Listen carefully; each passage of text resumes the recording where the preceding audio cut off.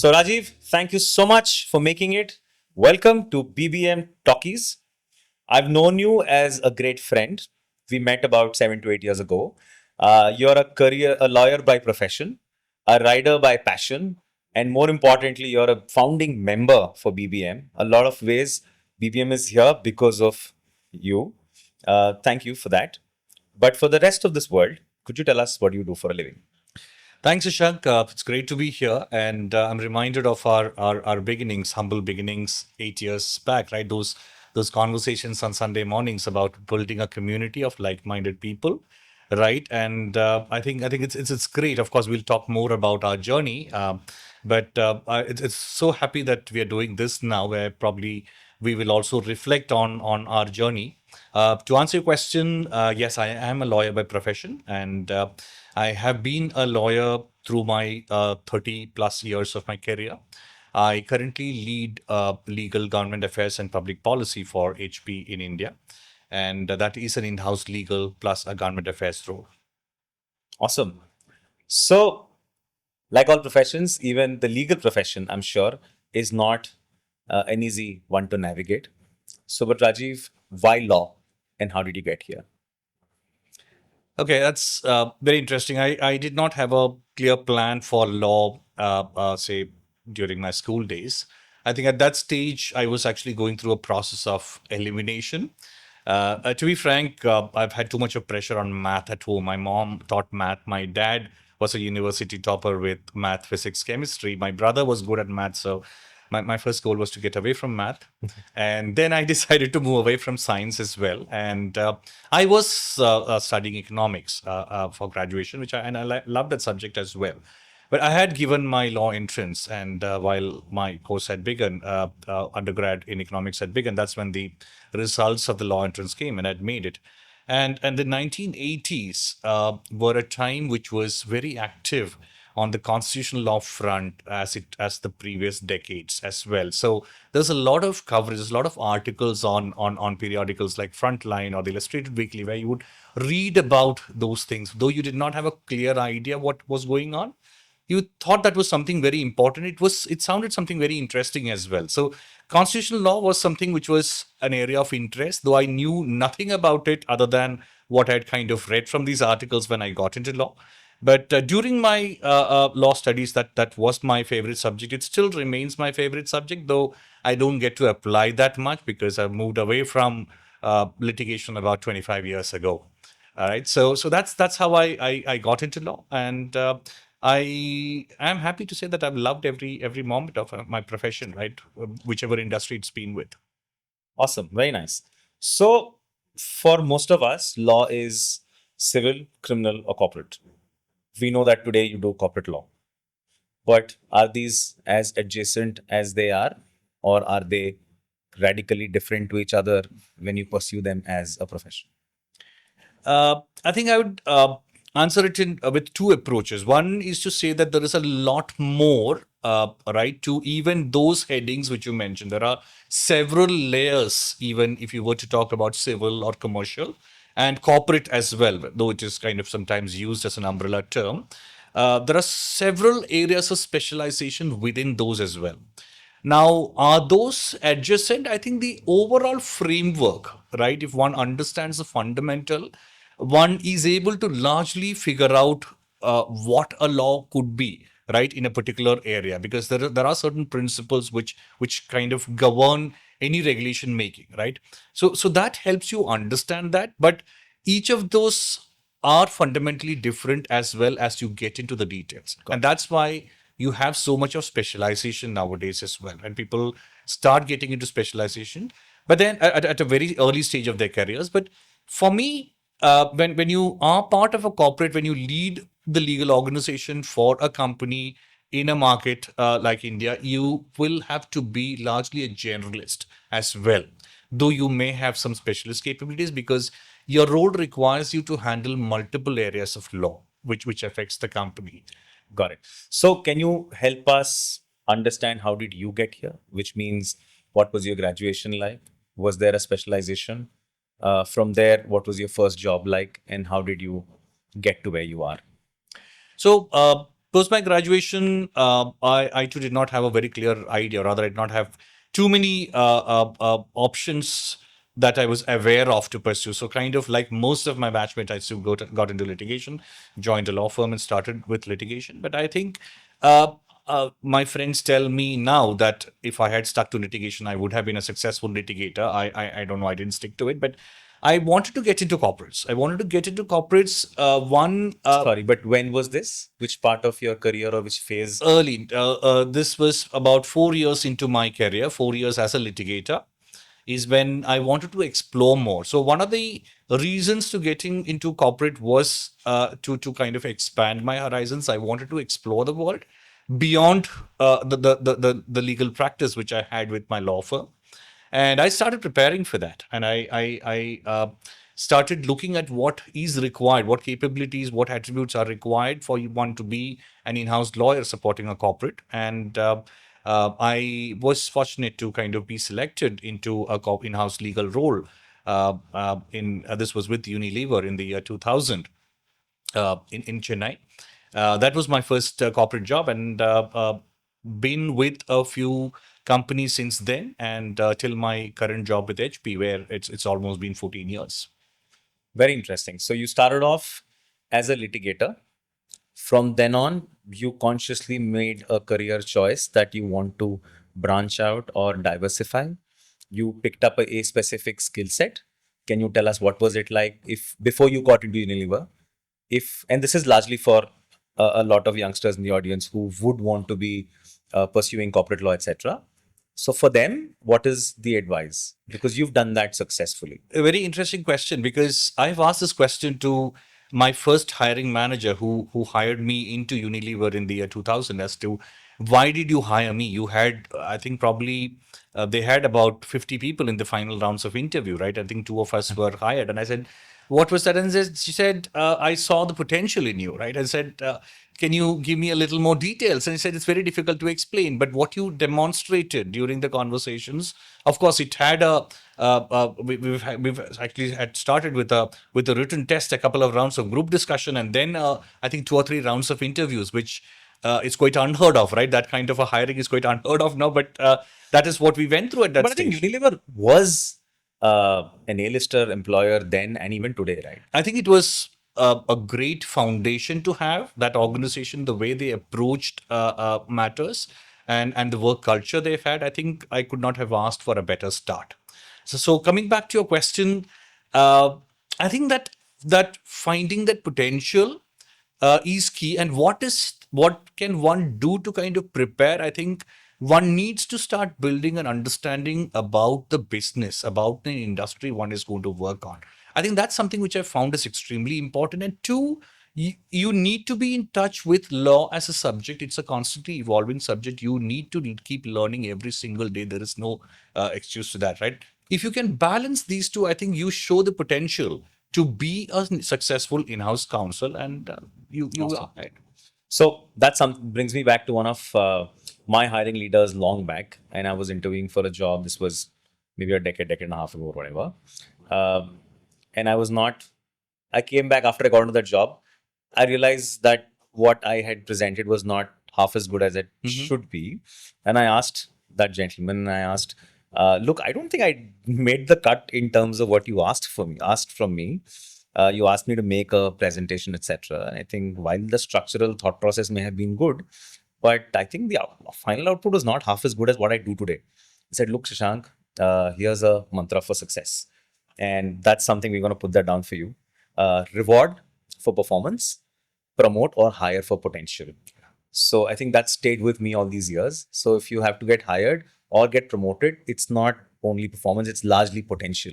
We need to be able to show how good we will be or what potential we have to deliver at a elevated level of responsibility. So I think it just is so wonderful. Absolutely, and I think that is the key attribute that a leader requires, right? To identify that potential, because that is key to building champion teams, and leadership. It's all about building champion teams and setting them up for success. True. Very nice. But how is your day job like as a corporate lawyer?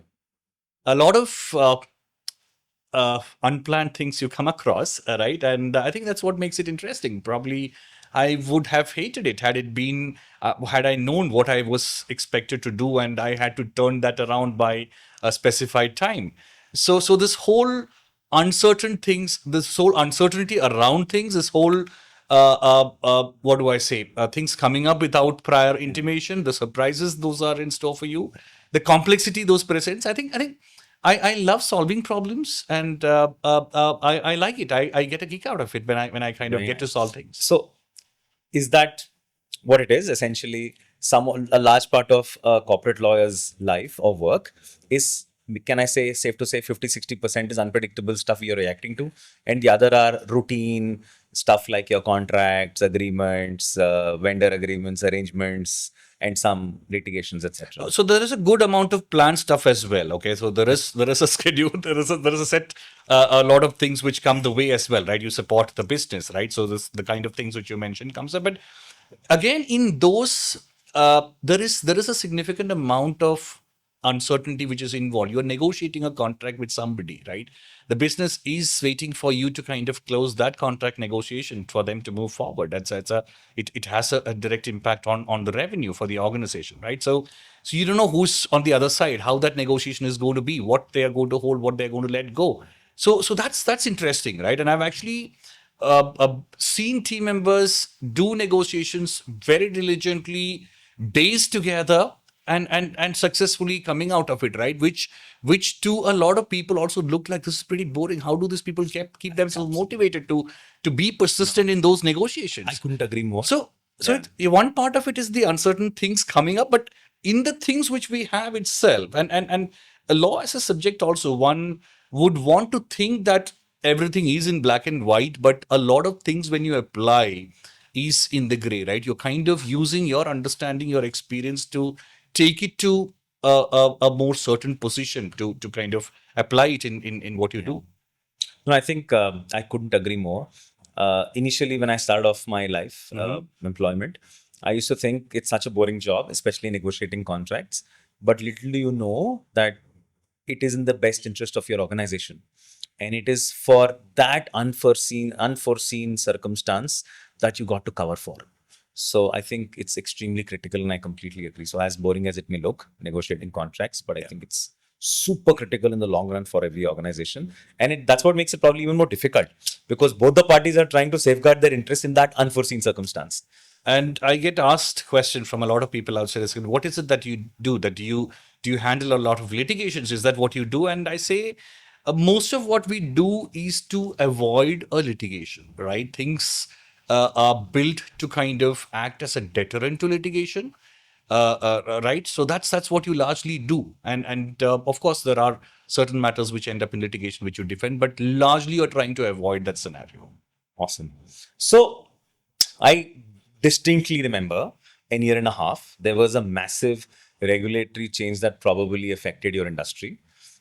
This was some government tariffs, etc. Not getting into the specifics, but largely, how do you handle this as the government suddenly does change some direction for the better for the country, but organizations in the way or in the line of fire could have massive repercussions. How do you deal with such unforeseen circumstances? Yeah. So it is it keeps happening all the time, but I would not want to think of it as all happening all of a sudden, right?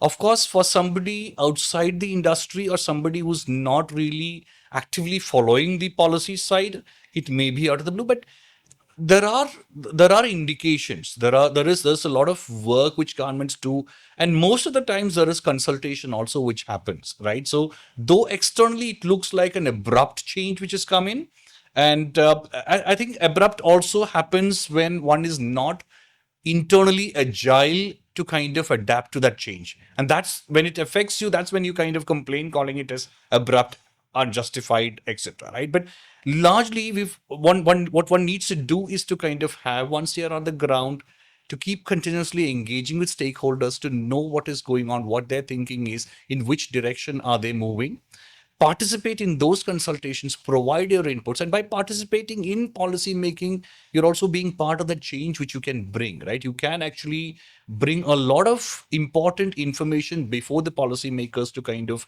help them kind of take that to something which also does not adversely disrupt businesses, right?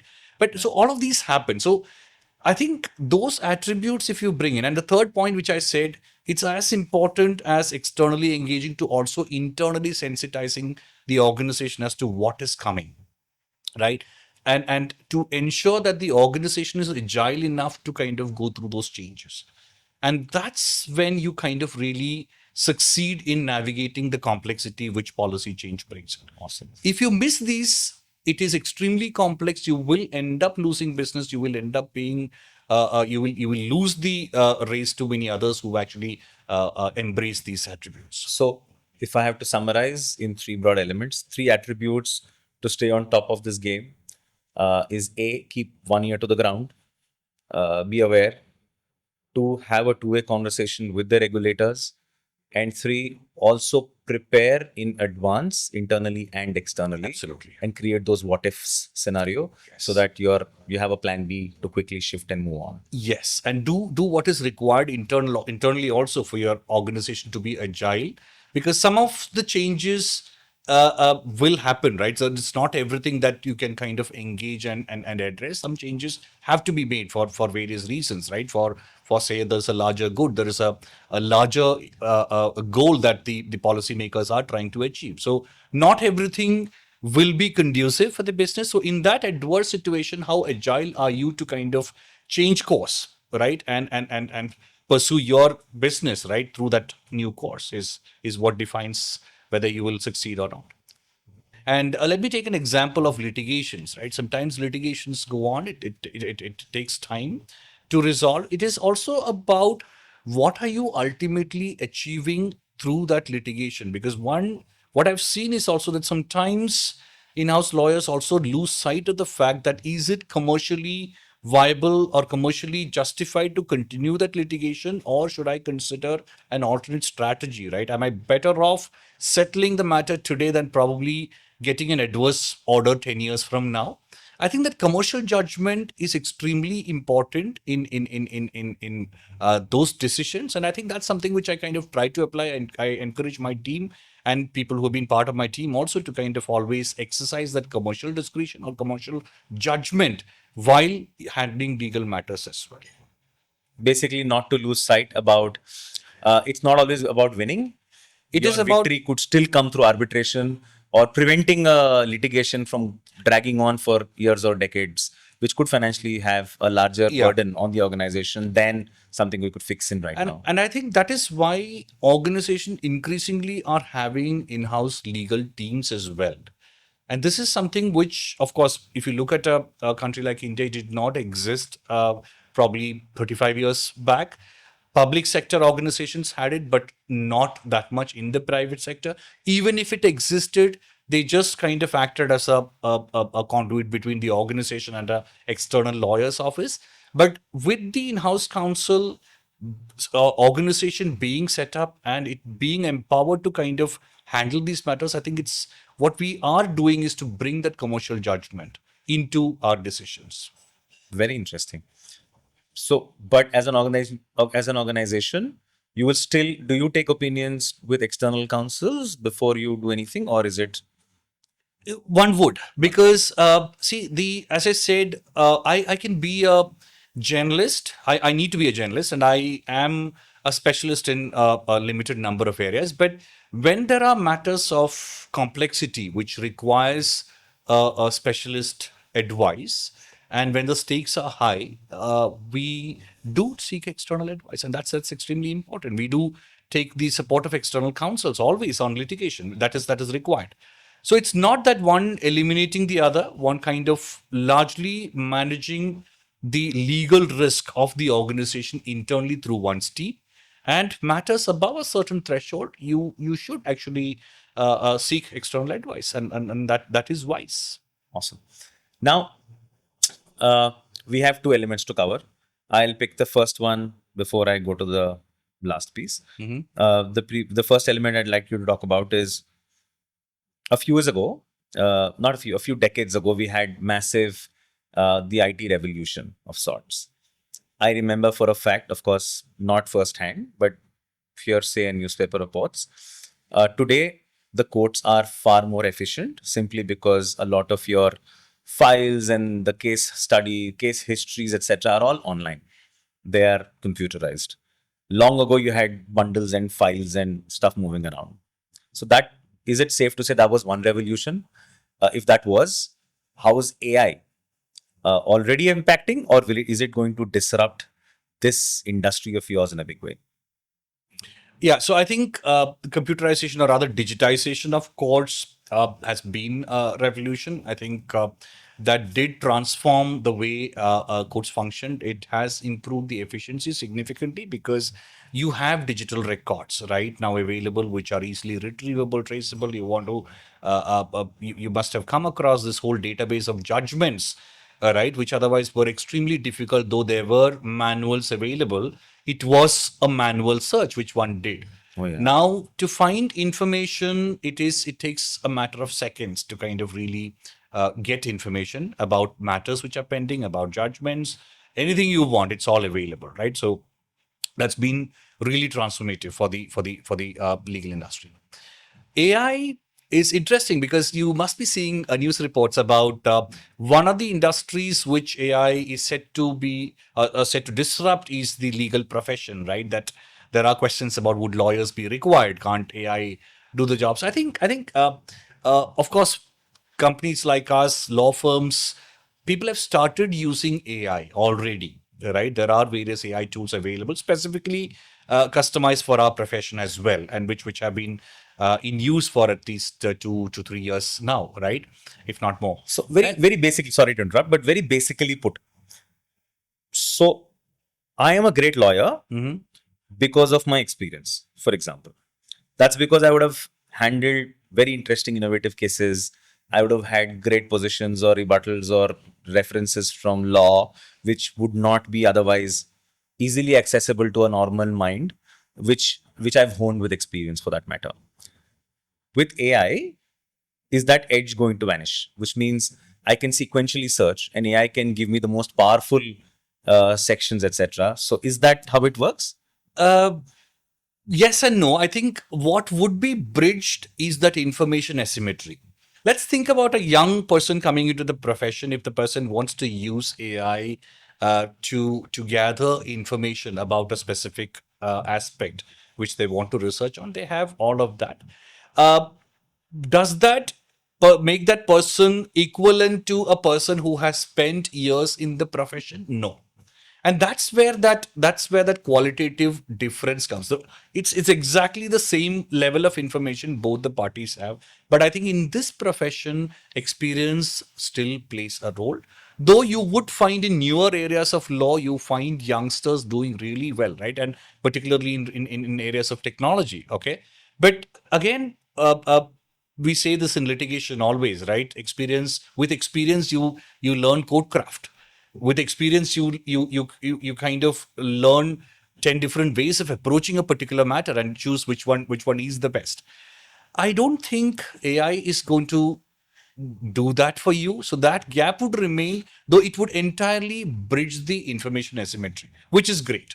So, is it safe to say, for example, if I'm doing a research, I'm a lawyer, and I have to use AI to figure out what's my best approach. So AI can throw relevant judgments, very similar to what I'm searching.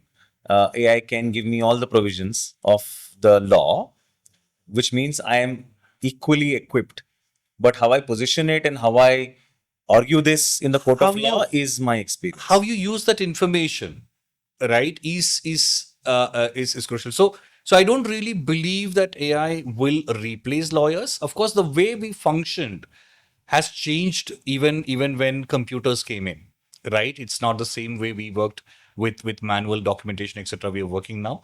The AI will transform, and this is a profession where AI will transform, and AI will bring a lot of efficiency so that a lot of repetitive repetitive tasks one need not do, or something which can actually be, say, for example, your document reviews. If I get a first level document review done by an AI tool, it only makes me more efficient. I can focus my time and energy on something which is more material than just scanning through maybe 400 pages of documents. So I think some lot of companies I've stumbled across where they're doing some great work. So you have, obviously, I don't want to name them right now, but I think enough and more out there which can help you compare proposals, which can help you summarize the Yeah. differences, put it out there for your attention so that you don't have to read through the document. And yeah, I mean, It's all there. It's all there. And what the stage at which we are is now where the machine is learning my positions, right? What I and that's need. precisely where I wanted to come, Rajiv. So if I'm a lawyer, I have AI and I have ML. Eventually, isn't it basis my pattern, because AI is proven that it reads pattern faster than anything else. So I know for a fact that Rajiv, for example, as a litigator, has a particular position or a particular approach to a certain problem or a case. Wouldn't AI be able to do that? Because it has the same, probably more than us, instantly available. It can access any law randomly, pull out 15 judgments in support of that statement, and then also anticipate your position. It would, as it gets better, as it learns more, it would be able to do all of that and provide a recommendation to you. But Got it. again, we are only looking at a certain part of the legal work. What I'm saying is the actual work which people do where human intervention is required will be the levels above those. Right now, if you have, say, a certain level of work which machine is taking care of, it will go up to a certain level. Beyond that is where the lawyer's intervention would So I actually think, be isn't required. it then pretty much like most industries? Uh, so when there was the computer revolution, computerization happened by 2K, 2000, and post that, suddenly we realized that a lot of repetitive, not so high intelligent, but high frequency jobs were computerized, right? Entire banking system, if you remember, Yeah. through the 90s, were computerized. So now a lot of our, for the lack of better word, high frequency, low intellect work is all automated.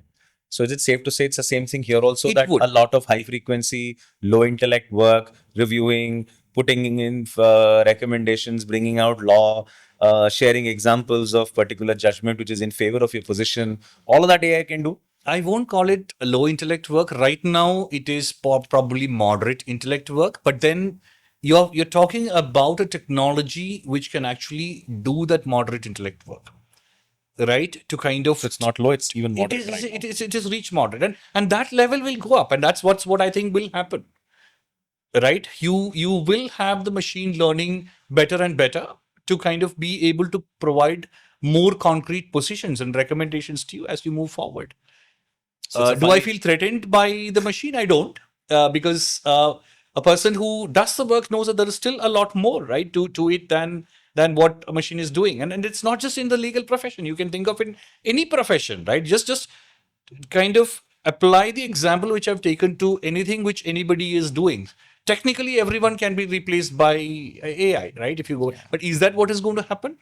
No, I don't think that's going to Yeah, happen. but it's pretty much out there. So I'll give you a small example. I was out somewhere yesterday, and somebody asked me for some, like, for example, and I said, okay, for example, rocket, Hmm. right? So, and I had to search on my phone. Now think about it. Yeah. I have a 1 TB memory, and I have some 7, 10,000, 12,000 photographs and videos. Okay. How do I sift through it, right? So Apple recently updated their AI, Mhm. their software, and it powered with AI right now. You'll not believe what happened. So I just went to my album and I typed ROCKET and say search.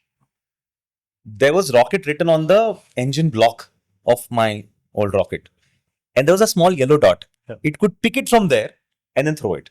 There was my registration certificate of my bike. It picked rocket from there and it showed it. There was a bike which says rocket and it showed. There was a poster which said rocket. So which means AI today is so sharp, which means it reads from a banner, Yeah. a poster, Yeah. a small dot somewhere, or a badge somewhere, and pulls out. Great. So it can Absolutely. sift through photographs. So is it now safe to say that it can also sift through photographic evidence? It can Yes, it Ideally, can. no? It can. There are a lot of technologies out there, right? Vision AI So, is which all means if I'm about. fighting a case, Yeah. I can actually use AI, sift through CCTV or photographic evidence, pull out my provisions of the law, take previous judgments in favor of my position, put it together as a nice document, and I still look intelligent. Is that a possibility? Of course, there are multiple elements which you're Of course, I need combining a when degree. you're saying this, I need a degree, but but yeah, I think we'll get there. We'll get there at some stage. I think that's very much possible. And I was talking about this example of you're looking at images. There are a lot of vision technologies yeah, out there which kind of really are capable of doing that already. So I see this as an important transformation to which everyone has to adapt to survive here, because I cannot keep on doing my old things, which now at some stage the machine will do better than me. And that's where I lose out. And that's where I need to embrace AI. I need to kind of see how AI can serve me in what I do. If I don't do that, that's when I'm going to lose out. close out. Very interesting. So, in fact, through COVID, obviously we were stuck at our homes and we didn't know, and law and courts were not accessible. Of course, God has been kind. I've not had to get into a courtroom, but I remember for when I was getting bored and there's so much content out there, and I was browsing through YouTube, and I ended up stumbling upon some of those recorded courtroom sessions. And today, I know for a fact that there are a ton of them out there, and I Okay. find it so interesting. You Okay. can sift through content by category. You have corporate issues, you have criminal issues, you have civil issues, you have divorce settlements, whatever and whatnot as YouTube on YouTube. Okay. How do you see that access now? It's far more open to the whole world. I think this the hybrid courtroom started with COVID in India, at least, right? So it was required at that point in time to continue the business of courts, and even post COVID, I understand it is continuing largely, right? And I think it is good, and there are multiple views expressed out there, right? But I think it brings that transparency, it brings the a better understanding to the layman of the proceedings that happen in the court. It, I think, is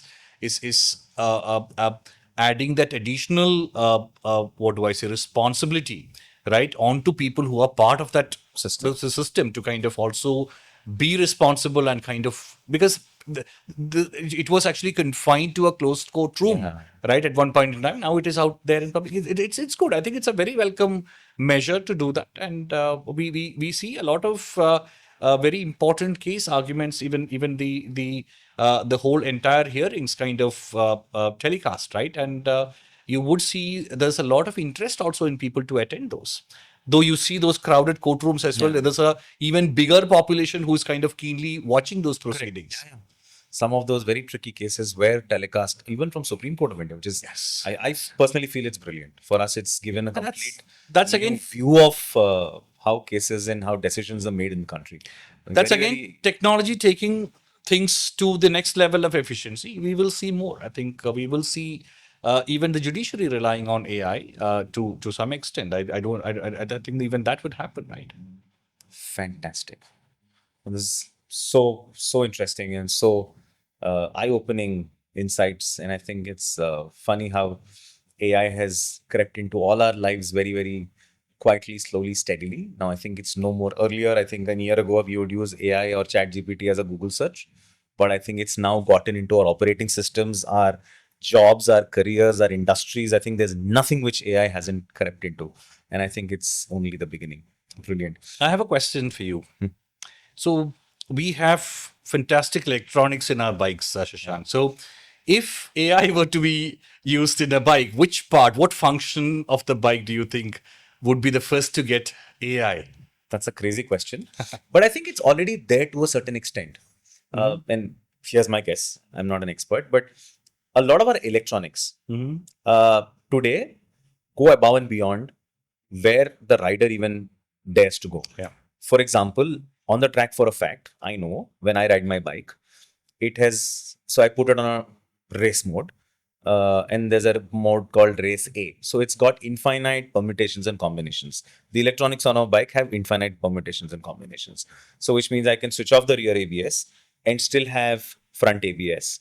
I can still have X amount of wheelie control and Y amount of engine braking, Okay. while I still enjoy traction, cornering ABS. So if I'm going really fast down to the back straight, and then I take a turn, the cornering ABS still does support me. There is a situation where you put your front brake, there's a 20% braking of the rear tire which happens. So 10%. So that also is there. So I think electronics is largely where it is. And the beauty is my bike on a particular race mode, on a particular track, like BIC for instance, predicts exactly what I do, Oh, wow. despite that being on a dynamic mode. So the suspension and the entire electronics I put on dynamic. So if you're really advanced, then you make it manual because you don't want surprises. So you lock the bike in at a particular Right, thing. right. So whereas me being not a pro, I'm still a novice. So where on the track when you're belting it, pushing it, you want that little safety of the electronics which will watch over you. But So does that kind of create a conflict when two brains are functioning unless exactly right. So if you've exceeded the brain of the machine, then you say, you know what, now I know it better. So I'll cut electronics because I want to slide in. Like these MotoGP riders, when they go onto the back straight at crazy speeds, they slide into the corner. They don't get into a corner, they slide into a corner. Do I slide in? No. I at worst case will fishtail into a corner. So I think till your capability is not exceeding that of the bike, especially on an electronic mode, so it takes care of you. So some of these bikes already have it. Right. Is that AI? I think we'll have to do some homework to check, but I think it is pretty much there. It does that. it must be some form of AI for sure. If not that, at least machine learning for sure. That I can for a fact tell that the electronics are state of the art today, and I think it's only getting better. Absolutely. It's only getting better. Yeah. Interesting times in the law world, law of fraternity. If I'm a youngster, what is your advice for me when I'm getting into, say, corporate law for that matter? What is your advice for youngsters out there? I think, of course, academics is extremely important, but beyond academics, one needs to also develop an understanding and interest in the developments that is happening in law. And I know it's a extremely tough ask because it's a very broad area. I think it's important to pick a few areas. And I tell people who I mentor as well that I think identify at least a couple of areas where you're going deep, right? I know that you need to go broad across multiple areas, but a limited number of areas where you go deep as well, because that helps you develop the attributes which are required, right? One of them is kind of coming to an opinion. As I said, it's a lot of gray out there. So how do you kind of try to bring clarity? How do you kind of bring certainty to a position which has a lot of uncertainty? It is all through that exercise which you do of deep research, and that's what I advise, and I think that's extremely important to have. And you will see the difference when you interview people who have actually gone deep into certain aspects versus people who've actually just stayed superficial. You will see that difference, and because people who've gone deep are able to apply that understanding to a different situation as well. It's not only in that area that comes to use. And that's something which I have tried to do, and still keep trying to do. We all kind of, in a way, refer to ourselves as students of law, right? Still, because the learning never ends. Excellent. So we at BBM are super lucky, Rajiv. We've had such a diverse base of members.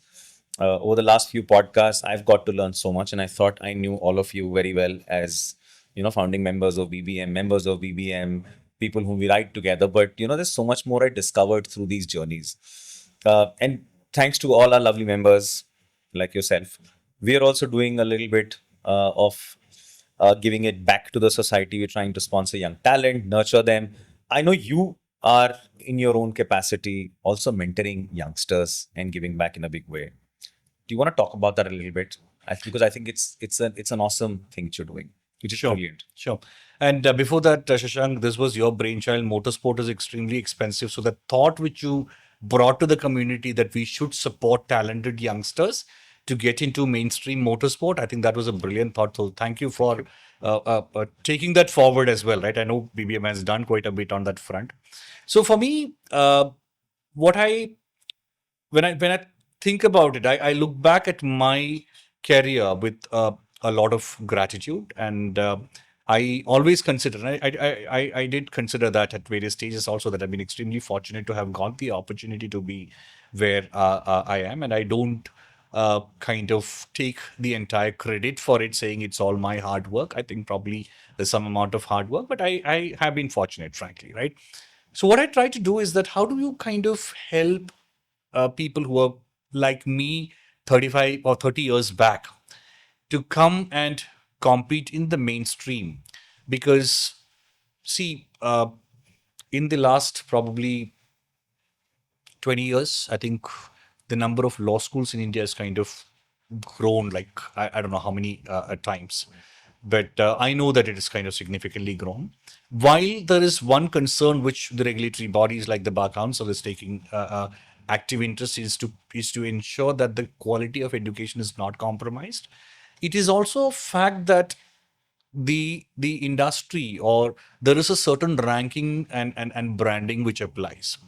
Okay, so we're not talking about the top ranked or the branded ones from the other law schools, right? How do we get those students to the same level, right, when they complete law? Is something which I've taken up as an experiment. I've kind of very actively collaborated with some of the members of the academia who've been kind of happy to support me. And I've got a bunch of very enthusiastic and talented students as well with whom I'm working. I must say, I am learning as much from them as much as they are learning from me. It's been a great experience. It is an experiment still, I would say, but I want to actually make that a success and then also look at how do we scale that. There are, by the way, this is not the only initiative. There are other initiatives which are happening as well. And I too myself have been kind of informally doing this. Now I've just kind of put a formal structure to it. It is, I won't say it is my way of giving back. It is something which I thought I must do at the minimum, right? So I feel I'm not doing enough. So nice, so profound, so nice. And I think these kids are in Kerala, Yes. and you make a trip. I do make trips to Kerala very often because my mother lives there, and I'd love to. One of those trips in a year, at least, I Is would by like to road. ride down as Yes, well. yes. So that has not So happened Rajiv last has year. done solo trips from Delhi to Kerala several times, and that I think is brilliant. So you should have just simply nominated yourself for Iron Butt Challenge and got it. So this was, see, I did it because of the convenience as well, right? I don't need to ride to Kerala and ride back immediately.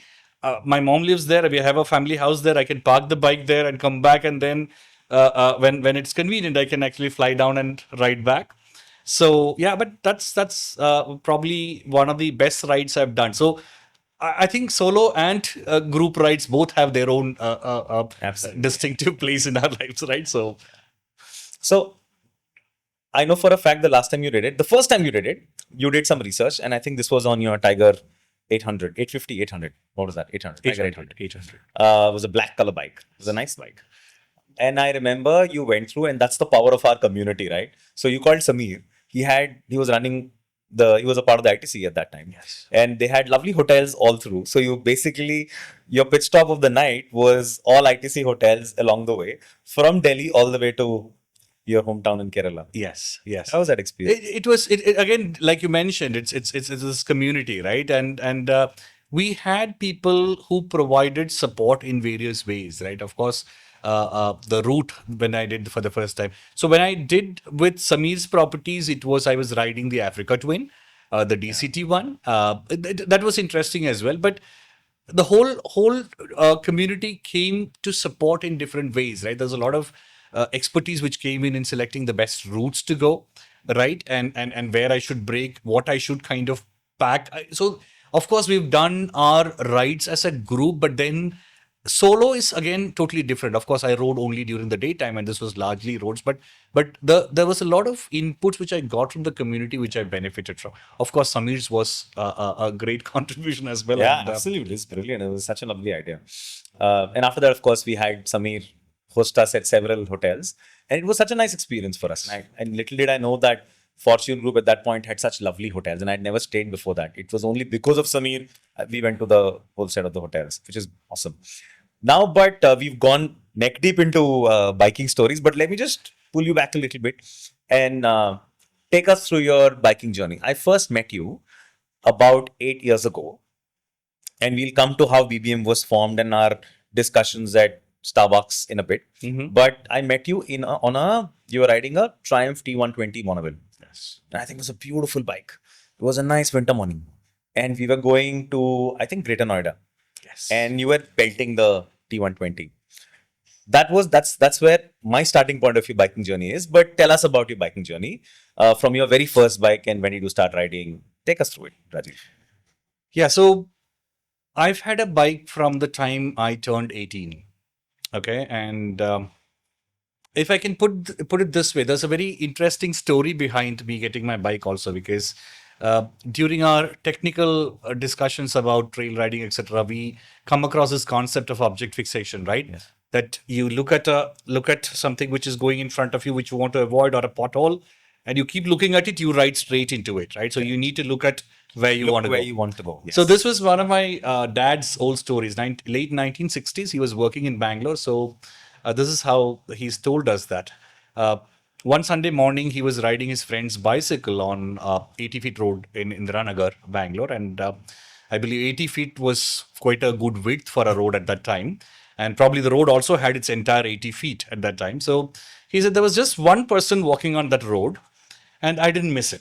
That's what he said. And you'd think that there's like 79 feet of road wide open there. Yeah. He was a nervous bicycle rider as well. So he just kept on looking at this person who he wanted to avoid and rode straight into him. And after that, he said he hasn't had the courage to ride anything on two wheels. Okay. But he had this desire and he was very particular that I have an elder brother as well. When both of us turned 18, we should have motorbikes. That's so cool. And yeah, so the RX 100 is the first one which we got, and followed by Kawasaki KB100 RTs as well. You had all crazy bikes. I still have that RX 100 RX100, yes, I in know mint that. condition. It is 36 years old now. Wow. Beautiful bike, and yeah, so that's where it All started, right? And of course, early days, I grew up in Kerala, so we would ride in Kerala, beautiful terrain roads, sometimes very scary traffic as well, particularly the buses were very scary in the high ranges or the mountains part of it. Uh, I've done my longest ride probably 91 or 92. I think it was 92 with a friend of mine who now lives in Georgia. Uh, a crazy thought he came with one morning saying that let's not do these short rides here. Let's go to Goa. Okay, so no mobile phones, no Google Maps, no planning, no internet. We had no understanding of what it means to go to Goa as well. We did some minor modifications on the bike, on the RX 100 to fit two bags behind the saddle, and we took off. Of course, on the way, we met quite a few friends of mine from college. The idea was to kind of take their support and also kind of get some monetary support because we had no idea how much this is going to cost us. We couldn't kind of mobilize that much cash from home as well. The questions would come, where exactly are you going, Yeah. right? Why do you need so much money? So we went off. It was a very good ride. And peak summer, riding through from Kerala till Goa, I remember some parts of the highways in Karnataka, it was so hot in May that we had to actually soak towels in water, put it on the saddle, and sit on top of it. My God. It was that hot and burning, right? We reached Goa. Again, we realized, of course, Goa being Goa, it's always fun. And we realized that we're short on cash. And this friend comes with a brilliant idea that his sister lives in Pune, which is further ahead, some close to 500 kilometers. Let's go there, borrow money from her, and then ride all the way back.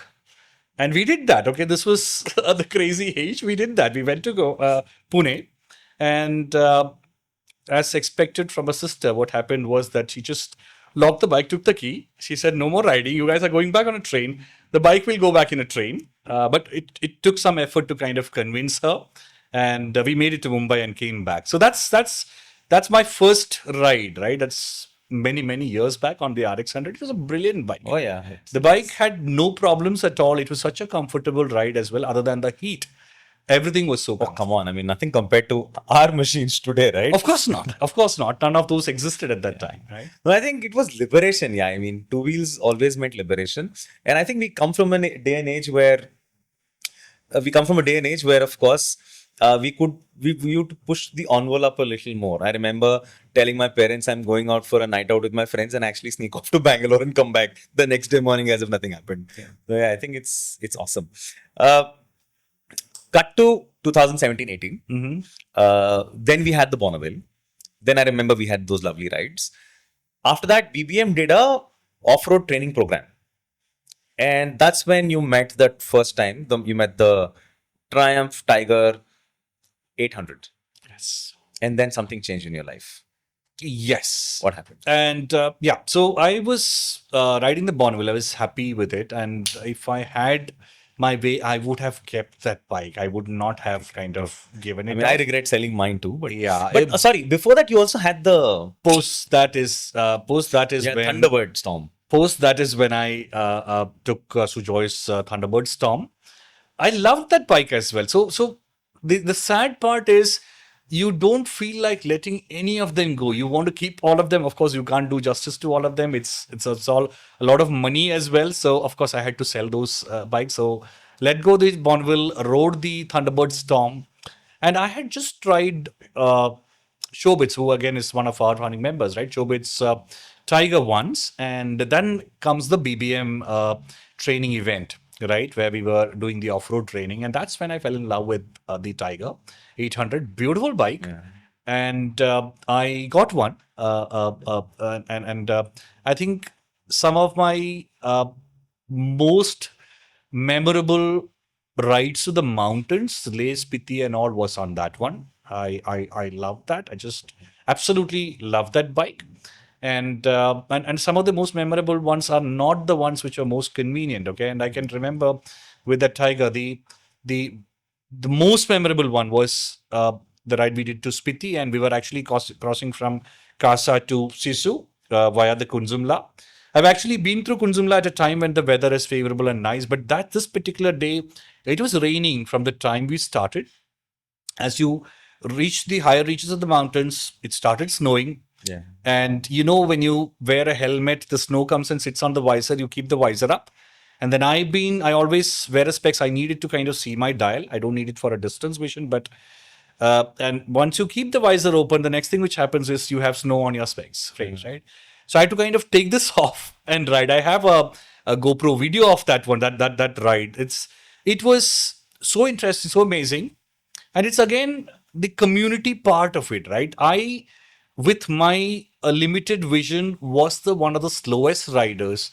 The group stayed with me, right? There were expert riders who would have reached our destination for that day maybe 2 hours before I did, but the whole community stayed together, right? And I think I've heard this, and this is the first time I was kind of living that as well, right? And of course, we've had multiple BBM rides where we've seen that camaraderie as well, right? So everyone, we start the ride together, we end the ride together. Go safely, come back happily. Yeah, absolutely. Awesome. So that's when the Tiger happened. Yes, Then you had the Africa Twin, DCT. the DCT. Then now you ride the BMW 1250 GS. How is life with the adventure tourers? So the initial part, I think I was exploring options as to what is it that if I have to keep one bike, what would that be? Right. And I can say now that if I could keep 5 bikes, I would have kept all 5 of them, but I can keep only one. And I finally settled on the ADV when I got the Tiger. The Africa Twin was a bike which I loved, and probably I did probably the longest amount of rides, also the long rides also on that ride, including my trips to Kerala, etc. On that one, the DCT was interesting. The DCT is a different kind of animal altogether, right? It's one may kind of think that it is not very engaging because you are on automatic gears, but the way you can use it in off-road situations, and you should see the way Vishnu rides Yeah, it. I think it's a Vishnu is like, I would like to call his our own bread cakes, right down here in Gurgaon. But the way he uses the DCT to kind of negotiate the off-road obstacles is brilliant. I could not get there. I I mean, I probably think it's just that you need to get a hang of it. You get it or you don't. I mean, even I've ridden the Africa. It's a beautiful bike, but somehow I've just not been able to get my head around not having a clutch. So, So I wrote the Africa Twin manual when we did our Mehong Son ride. Right. Right, that was beautiful. I probably thought I do better with a manual than the DCT, and yeah. So the logically then it progressed to the BMW. Again, I had an opportunity to try somebody's 1250 GS. Again, it's brilliant. I know they've moved on to the 1300 GS and the GSA now, but I love the 1250. I think that's 1250 is something which I'm going to keep forever. I think I couldn't agree more.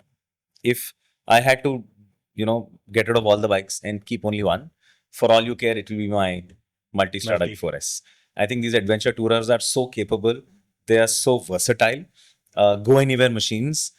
I think it's the pinnacle of evolution. I mean, even as we age, we evolve, and then you don't have hassles of ground clearance. You don't have hassles of wind blast, etc. These are go anywhere machines, and I think they probably do a great job of ferrying us across the landscapes of our country. But just one bike, if I could keep one more, right? And I still miss that when I don't think it ever came to India. This was the Thruxton last edition. It was so beautiful, right? That's I think they had a you hit a nerve there. very limited numbers, and I think even before they opened it, it just kind of sold. Yeah, it was called the Thruxton FE. I always loved the Thruxton. Nitin had one. His was a chrome tank, and I've always loved one. When Triumph announced that they're phasing that out, I reached out to our friendly folks from Triumph. I called Yogesh and I called Saurabh. I said, if you can get one, please get me. It was a lovely olive green with those gold shockers. Yes. And Thruxton as itself with that cowl at the back. It's just brilliant looking machine. I just love it to bits. And I think if we can find it anywhere in the world, I think we should simply import it, pay some duty. But not even one came to India, Rajiv. Ah, okay. Because Triumph would have done it. But I think apparently, like you said, just got sold out in a matter of days or hours. Yes, that's true. India didn't get any allocation. Okay. That's a shame. But I think a lot of good things are happening. So Triumph has got a lot of limited editions in India. We've got Ducati who've done a great job in getting some great limited editions to India. So that's a big relief. A good amount of action happening in our superbike segment in India. And I think couldn't thank the manufacturers enough for this. Absolutely. Brilliant. This market is growing, right? And I think as it grows even further, we will see more and more of those limited editions also coming to India. What has been your most memorable BBM ride? Probably Mehong Son. Mehong Son also because I think, of course, I won't call myself one of the most capable of our riders in the group on No, you are. twisties, but on twisties, okay. But I think somehow we all kind of sync so well as it was one of those pelotons of Correct. right Tour de France, which you call it. Yeah. It was so well coordinated, and I remember there are conversations on the radio, right, and calling out for oncoming traffic, and there are occasional jokes which I won't mention here, right. It was brilliant. It was a great experience. I think it was probably very well curated. Each places where we stayed was an experience. It was not you check into a hotel at the end of the day. It was an experience specifically curated, and I think that the group was also great, right? I mean, anything with BBM is generally great. I mean, we're blessed, like I said. So Mikey did that for us. He's also doing Spain and Portugal for us, which is we're gonna miss you there, but it's gonna be a lot of fun. I couldn't agree more. I think Thailand is always amazing. And I've shared this before, and a lot of times I think we should put Mae Hong Song on our annual calendar. Yes. You can never get enough of Thailand. I think it's unfortunate people feel Thailand is all about Bangkok or Pattaya or Krabi's or Phuket's, but there is a whole wide central and northern Thailand there, which is simply mesmerizing. Do you remember Pai? Oh yes, yes. Pai was crazy, right? It was just a small little town. Correct. And I think we were the only Indians there. I mean, True. the rest were all Australians or Europeans. Sure. And what quality of food. Remember at 2 o'clock? It was amazing. I'm a veggie. And I got the most tastiest, amazing black bean burger. Cleaned up the entire pan for me, that guy, and then I was soaking up the buns, etc. And this was at 2, 3 o'clock in the morning, and it was so yummy, so tasty, and a small little town. I think it's just magical. No, that ride was amazing, and that's definitely on top. Though I did one Morocco with Mike last year, and that was the first ride which Mike did in Morocco, and it was more like exploring. It was great as well. We did almost entire circuit around Morocco. He does a great job. Now he's understood us better. Initially, of course, the first time we did it, like, dude, what are you doing? How many people? Some are coming, some are going. You want this hotel? Because we always do that BBM advantage. Yes. Every day of every last day of every trip. So I think, yeah, it's fun. So he's fantastic. Every ride is unique in its own way, right? I think that's what we enjoy. And it's not, sometimes you also understand, it's not the comforts or it's not how smooth the ride is. It is that experience, it's that community, it's spending time with people. And somebody mentioned in one of the previous editions of the podcast also, right? We've gone way beyond riding. The community is much bigger than our We bikes or share a riding. love for cats, and that's only because of you, right? So that's how communities helped made our lives so much better. Rajiv, thank you so much. It was outstanding. I mean, to say the least. Thank you, like I said in the beginning, thank you for being a founding member. BBM is what it is, thanks to you and a lot of our fellow members. Shashank, the pleasure is all mine. And I think, of course, we've had these conversations without cameras and microphones in front of us multiple times. We're just doing it. I think that's the only difference I see now. But Shashank, I must say the commendable leadership which you had in building this community, right? You still drive this to a large extent single-handedly. Of course, we all try to kind of provide a limited support. I think that anchor coming from your end is really kind of the one which sees this community through. And I'm sure we will do a lot more great things as we move forward. Absolutely. Thank you so much for being too kind. BBM is us. It's a passion project for all of us. And I think we never want, you remember our discussions at Starbucks when we were starting. We wanted to ensure that this is by invitation only. You were one of the earliest ones, along with Kapil. Remember that, look, we should charge, we should make it unique. And I think our common ethos for chasing excellence, Rajiv, all of us felt that either we do it right or we don't do it at all. So we get it first time right, we will keep it special. So the entire ecosystem of BBM is a reflection of our personalities and character. We want to be the best. We want to support our riders. And even for this podcast, that's been the inspiration, right? Our lives have become a lot easier thanks to the power of this community. Similarly, for this podcast, the inspiration is to share, learn, and grow, like we've benefited, and try and take this to the world and bring our lovely biking ecosystem in India a little closer, episode after episode. Thank you No, so much for making it. I agree fully, Shashank. I think the best of nothing is something which we've kind of always lived by in this group. We've shot down a lot of proposals that let's not do something because somebody else is doing it. We'll do it unique, and we'll do it. What we do will be the best as well. So thank you. Thanks a lot again. Thank you. But this is not done yet. You know the format. So we're done with the first section. Okay. The next section is called Showcase of the Day. And this one is sponsored by Cruisers Planet.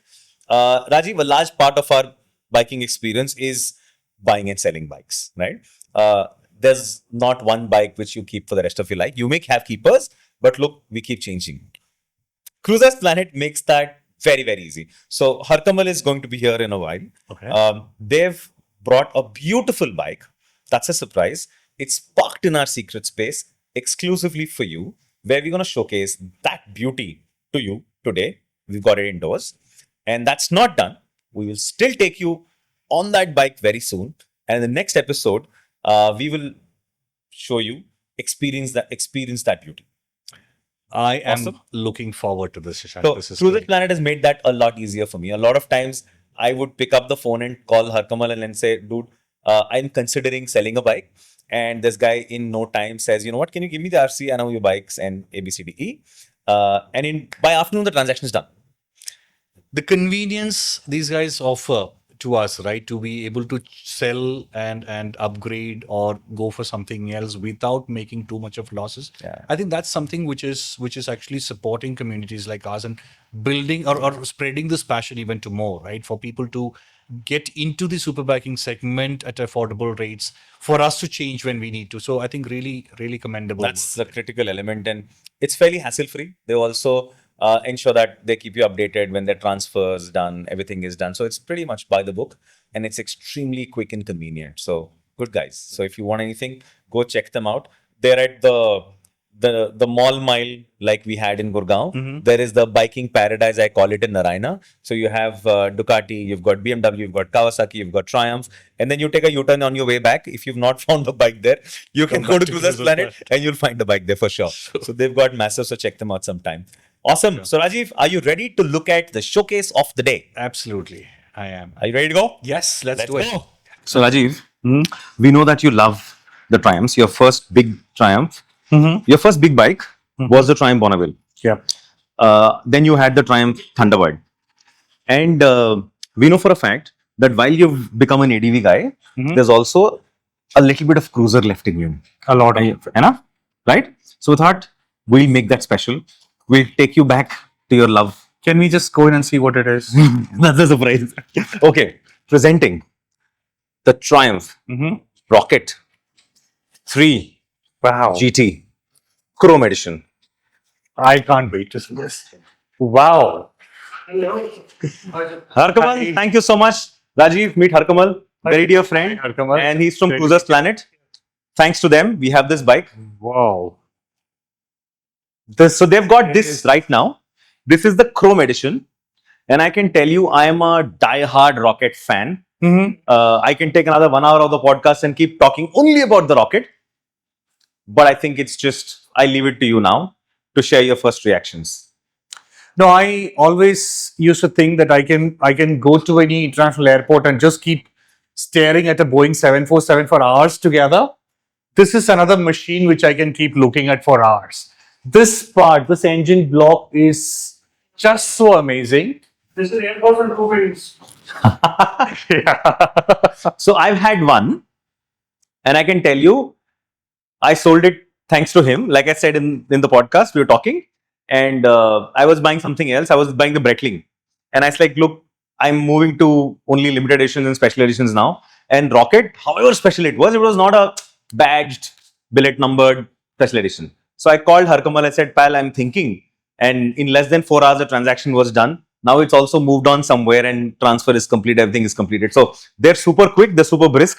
But yeah, the speed of a super bike. But more on the machine. Yeah. So it's the largest production engine on a bike. So 2500 cc. So 2020 January, Yeah. India's first two rockets came to BBM. Okay. One, The two. black and the red one. The black and the red. Black came here, the red was Sujoy's. Sujoy's. Both were BBM. Yeah. Right. So I'm just a reminder of that. But this chrome is beautiful. Right? I think this. So this is the Chrome edition. So they have Chrome, and it came in very limited numbers across the globe. And I think GT. it's just gorgeous, right? Look at the branding here. Right through the tank. Yeah. It's a stunner. Yeah. Everything about the bike is just beautiful. So this badging here, this Chrome, you can actually see yourself when you're riding with your helmet. It's a high. Even this is like a fuel filler of a aircraft. Wow. Right? See that? Built. Wow. It's like brushed aluminum finish. This has got heated grips. It's about 300 kgs, but you don't feel the weight at all. The largest rear section tire, 240. It's massive, but you'll never feel the weight. I mean, I can tell you when I was riding through Cyber City the next morning after I took the delivery, and I'm used to riding a little, little leaning and all that. This leans beautifully. I was scraping my pegs. Comes with a very good balance. When you Beautiful. Amazing. And when I open the throttle, it'll fishtail. It's got so much torque. Stand still, put on the first gear in a road mode. It will still have so much torque. when you open the throttle, you have a big smile on the face. Brilliant. We've seen him smile quite a lot. Yes, yes. But something you can't let go once you get it at your stable. It's So brilliant, so It's beautiful. damn comfortable. So on the GT, in the GT version, you get this nice fly screen. You also get this backrest. I'll tell you the engineering. Come here and just see. It is engineered to perfection. So the foot pegs, it's clean. You don't have, it's a shaft drive. Yeah. You don't have any wiring here. You'll see no wires. Look, it's all very neatly integrated into the bodywork. Right. And that's the foot peg. Right? Amazing. It's just brilliantly engineered. And the way those things click back into place, right? Click. It's perfect. The look is very minimalistic. You can't see any wiring, anything outside. And you have the forward foot controls on the GT, and you get the backrest also, and the fly screen. The seat is little more on a wider side or little down comparable to the R, and you have a little more longer. Wider handles as well, right? Okay. The comfort is more comparable to the R on the GT. Yeah. And even this is beautiful, okay? So it's this. Yeah. You have the shifter also. That's it. And then You can adjust the No. everything is engineered to perfection. Marvelous. And I've always told this on record that Triumph has probably the best quick shifters in business. And I can vouch by them. They're just brilliant. You can visit us anytime. We are in Narayana. We have a bunch of bikes. Absolutely, I'd love to. I'd love to. Visit us 7 days. We are open 7 days a week. You wanna hop I'm on? just waiting to take this out for a spin. Yes. All yours. It's so beautiful. It's just It's keyless, by the way. Yeah. So you've got the keys here. Why don't you hop on?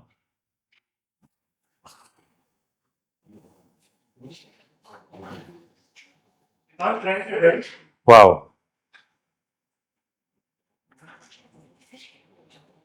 You were right about the chrome. I can You can see look at myself as well here. like I said, when you're riding on a ride, I remember when I used to come back and all, my black used to have a shine. But this, you can see your face. Yeah. And look at this. It's like That's so bold. exciting. Brilliant. Looks. And you wanna switch her on? Can we? I mean, let's not start because you're indoors and DLF will screw us. So we have to shoot more podcasts. Okay. But yeah, Yeah. Flip up. up, Down. up first, up, and then down. Press the clutch, and you don't. Okay, you want to start. So No, we're not starting. Yeah.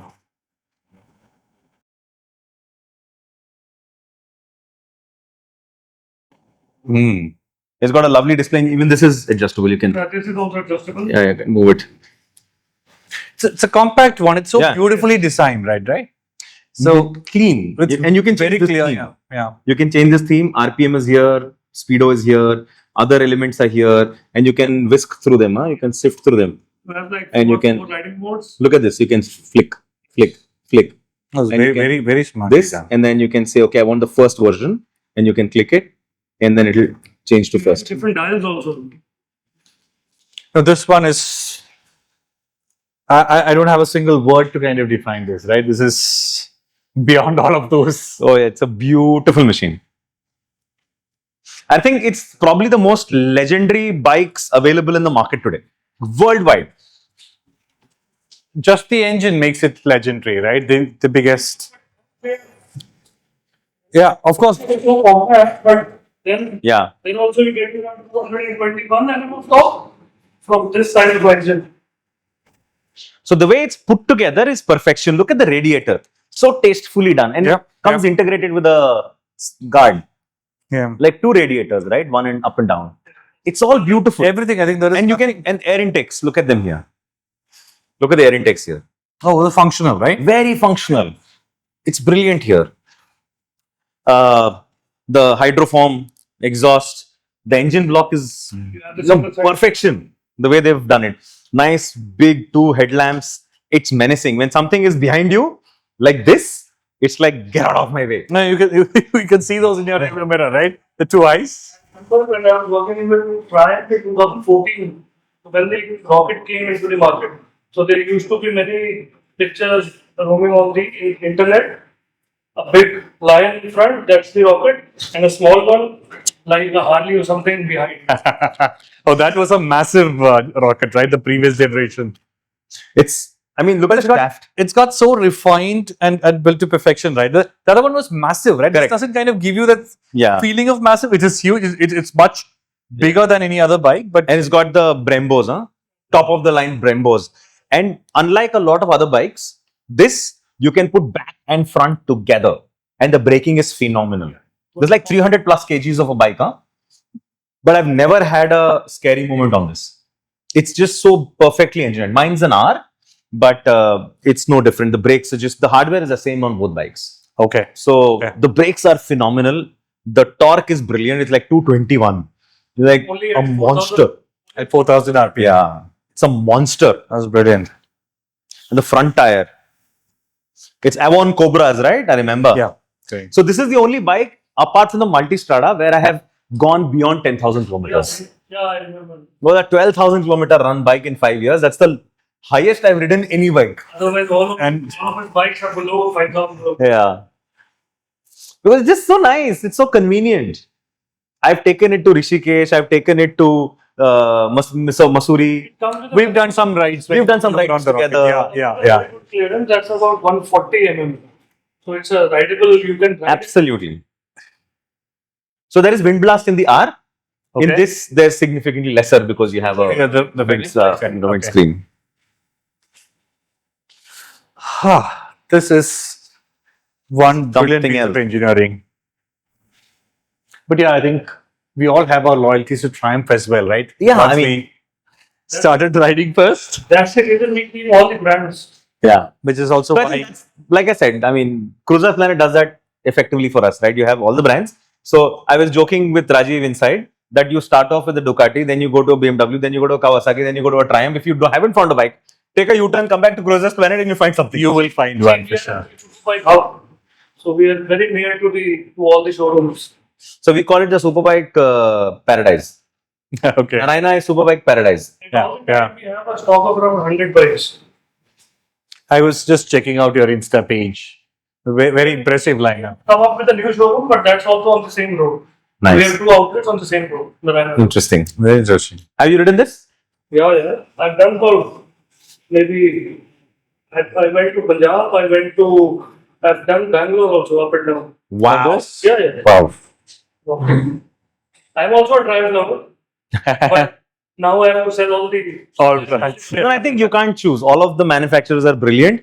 It's just what we like at different ages and stages of life. Yeah, it's just that This bike it comes with a 2500cc engine, but when you ride it, it's very comfortable, very compact. You never feel like whenever you open it, you know how much power it has. I'm going to do that. So I'll pretty put soon. some shots. So- Yeah, so you're gonna experience it. For our viewers, I'm gonna put some shots of me riding the Rocket, my old Rocket, doing leans on it, scraping foot pegs on it. We'll put that for people to have a reference that Yeah. this monster Yeah. can actually do a lot. All yours. All yours. Yes. Thank you. Are you But excited to ride this is absolutely. And thanks a lot, Harkamal, for making this happen. This is brilliant. This is Thank you. So he's been a Triumph loyalist earlier. Now, of course, he drives ADV, but little bit of cruiser is always there. He had a Thunderbird Storm. I think it was a beautiful. which he has one, by the way. I saw it on your page. Yeah, Is that the same one? same one which I had. So not the same bike, Ah. same color. But Thunderbird Storm was amazing bike. Beautiful. Maybe due to the emission norms, They had to be, that yeah. got down. Yeah, but loved it. I used it only for a short while, but it was a beautiful. I sold many numbers. Okay. Okay. Seriously, we can just stand here and keep looking at it. Oh, yeah. So Especially the Chrome edition. See, the market is such. If you check our inventory, mostly in ADVs, we are happy to buy the Tigers, irrespective of old 800 or 900 or 1200s, because we see more potential for the Tiger in the market. But these ones are rare, right? You don't see too many rockets coming back for sale. So people just keep it, Yes. right? It's something which is a collectible, right? You won't. I don't know how you find it hard to give this away. We have sold. That's why the next one's coming, no? Like that's the effectiveness of Kamal, no? He'll pick up the phone, 30 minutes he'll convince that let's do it, and then you end up doing We it. have sold many editions of rockets. So this one is, look at this. Mine didn't have this nice strip. It's actually, there's no function to the strip, Yeah. but then it just But those elements add to the boulders of the bike, right? It's Character. So the Diavel will actually be quicker than this because it's lighter. The Ducati Diavel. I love that bike too. But there's a very statesman-like character to the Triumph Rocket. you can't equate this Exactly. with anything else, Yeah. right? This is a Very stately. segment of its own which it occupies and occupies so well. It's a See, this comes with a more of manly thing. When you own Yeah. it, it's very different. It's got a deep, throaty exhaust. Sound also Yeah. very- which we will. So I used to love doing fifth gear to fourth gear, drop the gear, quick shifter, fat, and then woo. And you can ride on sixth or fifth or fourth, doesn't really matter. 30, 40 kmph, any gear. It's got so much torque. And even for that, check the clutch. It's very light. Yeah, it is. I did check it. Yeah. For a Actually, good to go. You have the cruise control also on it. yeah. And heated grips. Look at how functionally they've placed it. One click and heated grips. That's the button, right? Yeah, heated grip. Yeah. And the steering lock happens here. It's long press. Steering lock. Oh, okay. It works beautifully. Everything is keyless except the fuel. Fuel. Okay. Which is I like. The Breitling of mine, the Speed Triple 1200 RR Breitling edition. Yeah, it's a very long name. So that one had a electronic fuel tank opener. I messed it up. I mean, I like pressed it. It just failed once because it's so delicate. You don't know how it works, but this I one's wish- more functional. I wish I wasn't riding gear and We could have just flown out. yeah. If you are nearby, I can. Yes. We will do that. So do you want to ride this on the track or on the road? The choice is yours. We can take it to BIC because we have some episodes pending to be shot. And we can take this to the BIC and probably one of the earliest rockets on the track belting it. Or you can do it on the road. We'll leave it to you to decide. And that's coming in the next episode for everybody. People are going to be eagerly watching. I'm super excited about it. Oh, really? Really? I too am looking forward to it. Excellent. Super. Superb. And thanks again, Harkamal. Thanks, Shashank. This is Yeah, so I will. Pleasure, sir. Pleasure. Thank you so much for being there. Rajeev, it's been an absolute pleasure, absolute joy. Thank you so much. Thank you for being a founding member of BBM. And this is a small token from us to us. This is for you. thanks a lot. Really happy and proud to see the way BVM has come along. There's a lot more to come. Yes, Right, I'm sure. Yes, Okay. but we also have Harkamal from Cruisers Planet. Harkamal, we've got a small token of appreciation and gratitude for you. Yeah. Thank you. Thanks a lot. Thank you. Let's have a nice pick.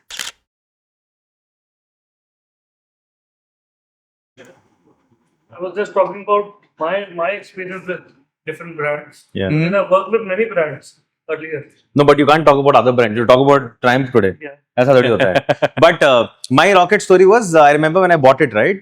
It got crazy amount of attention. Remember I put some Yeah. videos on YouTube and all. Bloody our channel got monetized because of Rocket and because of Inger. These two. हाँ, और वो घर पे बैठ के करते थे यार. It was COVID time. We didn't know what to do in life, right? So घर पे बैठ के वीडियो बनाओ, फोन पे बना दो, इस पे बना दो. Incidentally, that gets better traction than most of it.